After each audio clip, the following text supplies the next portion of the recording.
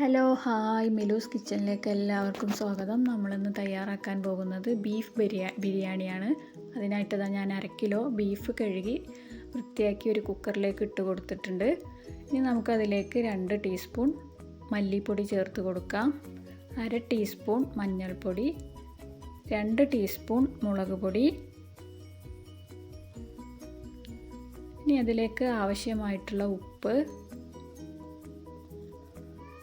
ഒരു 1/2 ടീസ്പൂൺ ഇഞ്ചി വെളുത്തുള്ളി പേസ്റ്റ് കൂടി ചേർത്ത് കൊടുക്കുന്നുണ്ട്.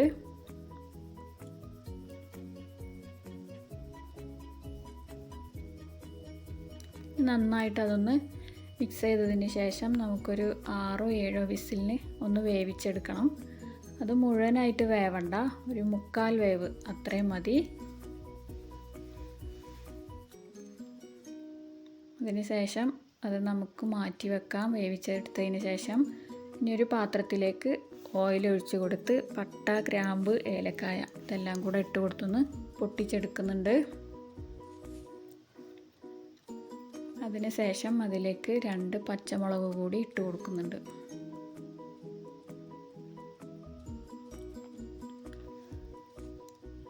ഇനി പച്ചമുളകൊക്കെ നന്നായിട്ട് ഒന്ന് വഴണ്ട് വരട്ടെ. ഇനി അതിലേക്ക് നമുക്ക് സവാള ഇട്ട് കൊടുക്കാം.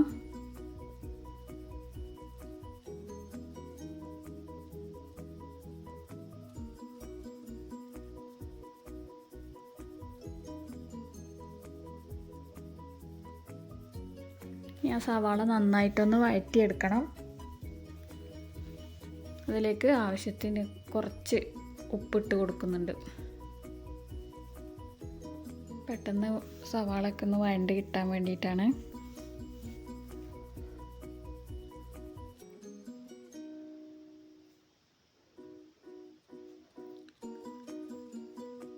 സവാളയൊക്കെ നന്നായിട്ടൊന്ന് വഴറ്റി കൊടുത്തതിന് ശേഷം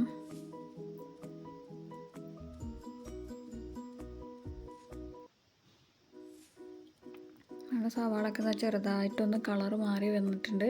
ഇനി നമുക്കതിലേക്ക് ഇഞ്ചി വെളുത്തുള്ളി പേസ്റ്റ് കൂടി ഇട്ട് കൊടുക്കണം. ഞാനൊരു 2 ടീസ്പൂൺ ഇഞ്ചി വെളുത്തുള്ളി പേസ്റ്റാണ് ഇട്ട് കൊടുക്കുന്നത്.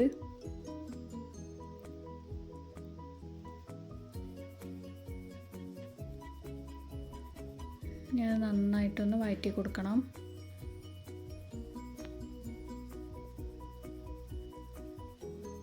നന്നായിട്ടൊന്ന് വഴണ്ട് വരുന്ന സമയത്ത് നമുക്കതിലേക്ക് തക്കാളി കൂടി ഇട്ട് കൊടുക്കാം. ഞാൻ തക്കാളി ഒന്ന് വെന്ത് വരട്ടെ.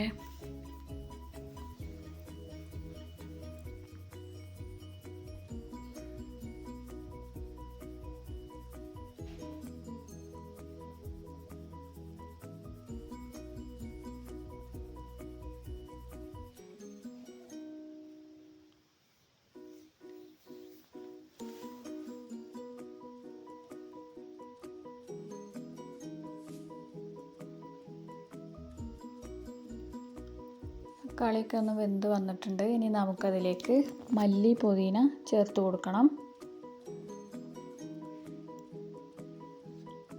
ചേർത്ത് കൊടുത്ത് നന്നായിട്ടൊന്ന് ഇളക്കി കൊടുക്കുക.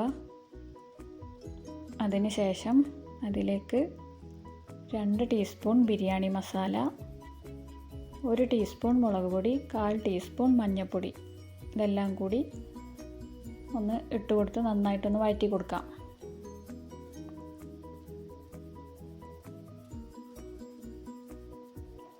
1/2 കപ്പ് തൈര് കൂടി ചേർത്ത് കൊടുക്കുന്നുണ്ട്.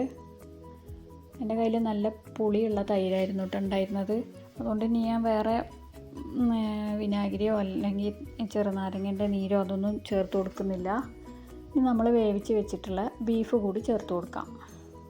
ഒരു 5 മിനിറ്റ് അതൊന്ന് അടച്ച് വെച്ചതിന് ശേഷം നമുക്ക് അരി വേവിച്ചെടുക്കാനായിട്ടുള്ള വെള്ളം ഒഴിച്ച് കൊടുക്കണം.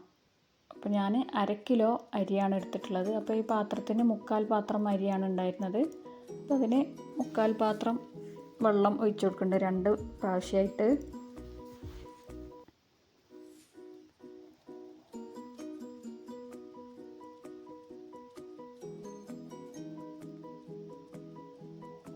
അപ്പോൾ അപ്പോൾ നമ്മുടെ ചാനൽ സബ്സ്ക്രൈബ് ചെയ്യാത്തവരുണ്ടെങ്കിൽ ഒന്ന് സബ്സ്ക്രൈബ് ചെയ്യുക. നിങ്ങളുടെ ഫ്രണ്ട്സിനും ഫാമിലിക്കൊക്കെ ഒന്ന് ഷെയർ ചെയ്ത് കൊടുക്കുക. നമ്മുടെ വെള്ളമൊക്കെ തിളച്ച് വന്നിട്ടുണ്ട്. ഇനി നമുക്കതിലേക്ക് അരി ഇട്ട് കൊടുക്കണം. കഴുകി മാറ്റി വെച്ചിട്ടുള്ള അരി ഇട്ട് കൊടുക്കാം.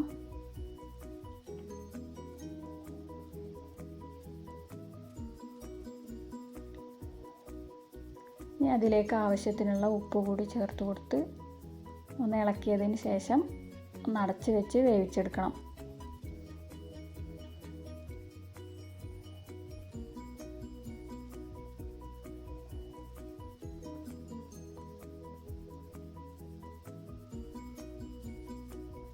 അപ്പോൾ നമ്മുടെ വീഡിയോയെക്കുറിച്ചുള്ള അഭിപ്രായങ്ങളൊക്കെ നിങ്ങൾ കമൻറ്റിലൂടെ അറിയിക്കണം.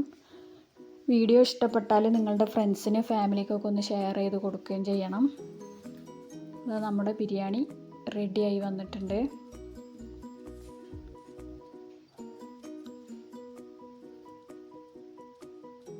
ഇനി നമുക്കതൊന്ന് ദമ്മിലിട്ട് വെക്കണം. അതിന് കുറച്ച് നെയ്യ് ഒഴിച്ച് കൊടുക്കുന്നുണ്ട്.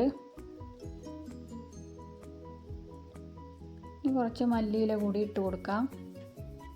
അതിന് ശേഷം അടച്ച് വെച്ച് ഞാനൊരു ദോശക്കല്ലിൻ്റെ മുകളിലാണ് കേട്ടോ അത് ദമ്മിൽ വെച്ചിട്ടുണ്ടായിരുന്നത്. ദമ്മിൽ ഒരു 10 മിനിറ്റ് വെച്ചതിന് ശേഷം തുറന്ന് നന്നായിട്ടൊന്ന് ഇളക്കി കൊടുത്ത്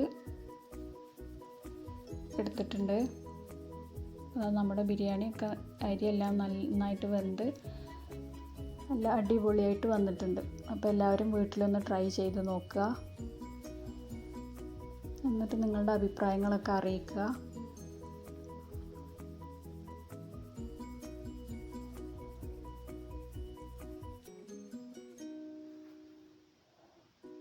അപ്പോൾ ഇന്നത്തെ വീഡിയോ ഇത്രയൊക്കെ ഉള്ളൂ.